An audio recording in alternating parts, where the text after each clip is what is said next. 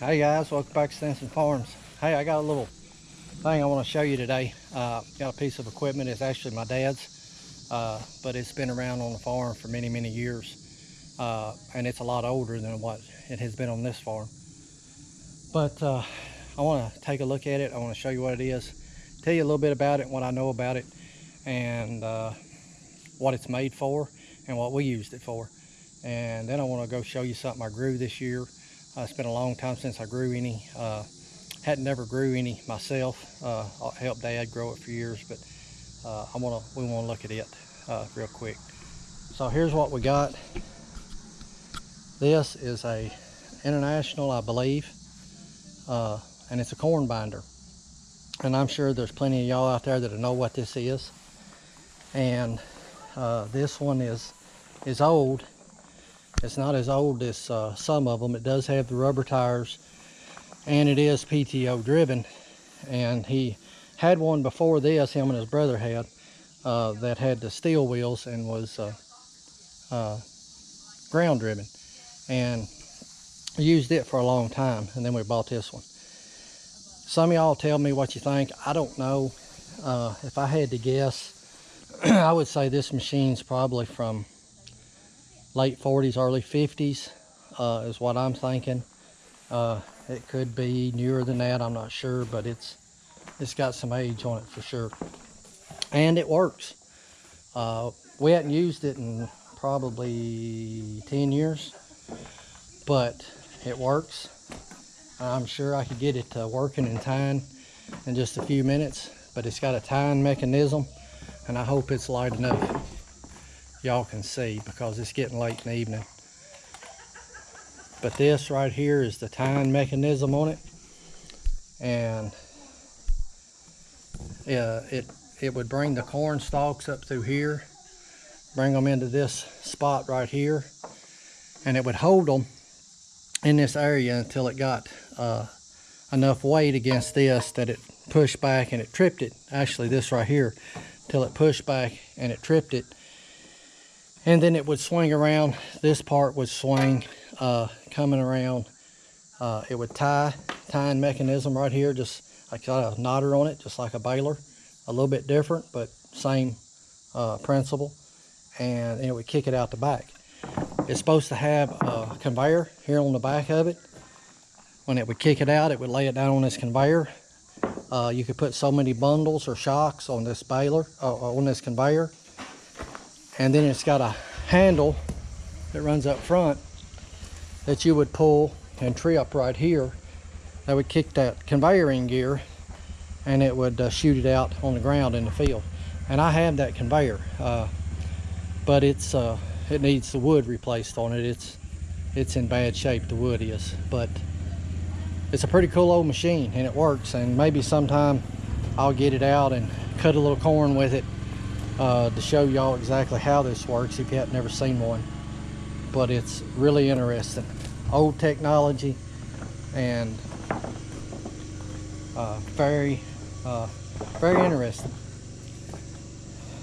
But I told you I'd tell you what we used it for. We didn't cut corn with it. And my dad, for probably 30 years or more, made sorghum molasses. And he would cut his cane with this, and we would cut it, bundle it, pick it up, and then we'd strip it by hand, and then feed it through the mill. So this is his corn binder that we cut cane with. All right, so this is another thing that we used in making sorghum, and this is our cane mill. This is a number E. It's an E. That's the size of it. It's got a stamp on it here on the top of it, if you can make that out, 1890. And I'm sure that's the patent year on it. I don't know when this was made. If you've ever been around any of these mills and seen them work, you know that they came out with this on it, on the shaft, this piece that's laying up here, which we don't use on this one. This one goes to another mill that we've got. But you had a sweep pole that would bolt to this. This would be on the shaft. And of course your horse, mule, or whatever would turn it from the end of the sweep pole. When I was 15 years old, we put this together. This is the rear end out of a ton truck. converted to a PTO.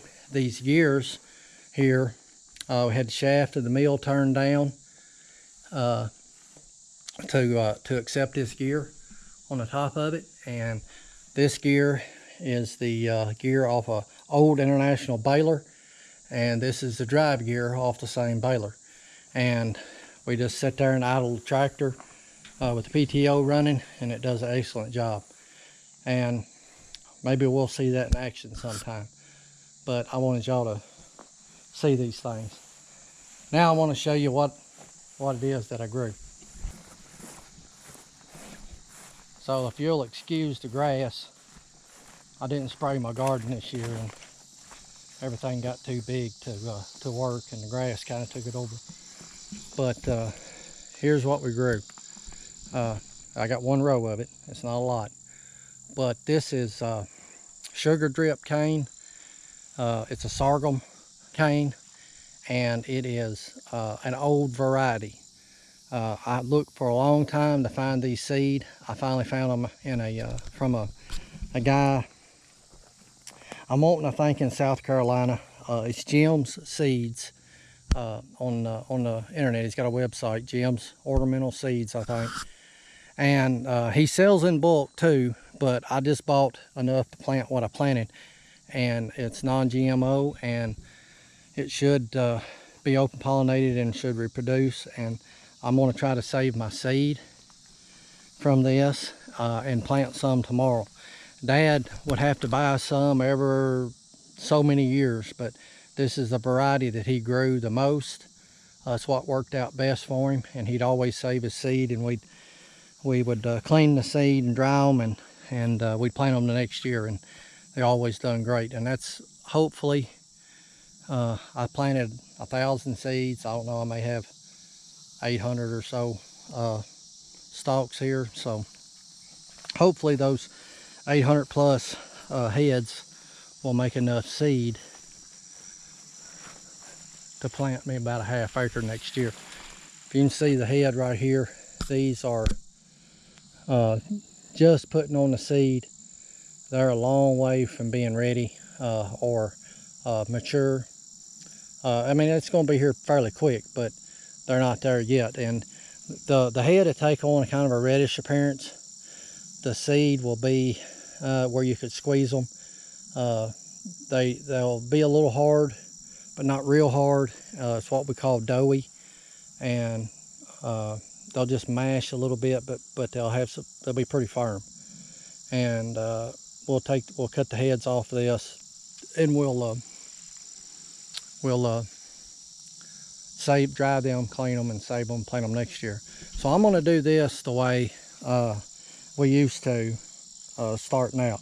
I'm not going to use the mill or anything this year, and I've also got a 10-foot stainless steel evaporator pan that he always cooked on. I'm not going to use that either for this little bit. This probably won't make a ½ pint, but I am going to cook it. I'm going to grind it. I'm going to run it through the grinder and get the juice out of it, and we'll probably just cook it on the stove. I've seen people do that on YouTube, and it turns out good. I just want to see what it does. But we'll strip this in the field with what we call a fodder knocker, and what we always used was a tobacco stick sharpened down to a point on one side with some notches in it, and you just take that and you just run it right down the stalk, and it would just strip the leaves right off of it. We've done that for a long time, but he was making so much after a while that it wasn't practical to do it that way. We would cut it with the cutter, and then we would strip it by hand. And he's even made it a few times without stripping it, and it actually turned out well. It's just you lose some of your juice. You don't get as much juice out of it because the fodder will carry the juice out when it goes through the mill. But this is sugar drip. If any of y'all out there are familiar with sorghum or cane or anything, and actually this got a little taller than I expected, but I really fertilized this field good, and it done really well, and I'm really pleased with it. It's got some really good stalks on it, as you can see here. I don't know if you can tell, but if you're familiar with sugar cane, you know that that's some, or sorghum cane, you know that's a pretty good stalk right there. And that's what we're going to do. So guys, I sure thank you and I appreciate you being here. Like I said, just wanted to show you a couple of things. I'm really thinking about possibly, like I said, raising some cane next year and making a little sorghum, putting out about a ½ acre.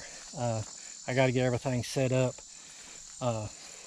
get the pan set, furnace built, pan set, and all that. And that's a lot of work, but you know, it won't take real long to do it. But I'm thinking about possibly doing that just for nostalgic purposes. But that's my cane crop, and pretty interesting. It done real good, and I'm really tickled with it. But guys, thanks for watching. Hope you enjoyed this video. Something a little bit different, but I know there's a lot of people out there that likes old equipment. I like old equipment, and I like using it. So guys, we'll catch up with you a little later. I really appreciate the support. Thank you for continuing watching, and we'll see you next time.